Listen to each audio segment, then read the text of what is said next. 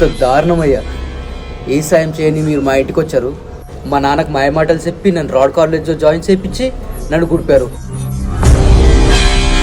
ఒక నిండు ప్రాణాన్ని గుడిపారు కదయ్యా. గుడిపకుండా ఊరికే ఉంటానా? నా కొడకల్లారా, మా ఇంటి గడపతకి అర్హత లేని మీరు మా ముందే చదివి బాగుపడడం అనుకుంటున్నారా? మీరంతా మీ బ్రతికేంత. ఇప్పుడు కరెక్ట్గా మాట్లాడుతున్నారు సారు. ఇదయ్యా మీ అసలు రూపం. అవునురా, వినపడుతుందారా? పట్టినా కొడక, నేనే గుడిపోయినా తెలిసింది కదా. ఏం పిక్తారో నన్ను? ఈసే తెలగానే మిమ్మల్ని చంపేదామని బయలుదేరాను సారు. కానీ అనుకోకుండా మీ అమ్మిని చూశాను.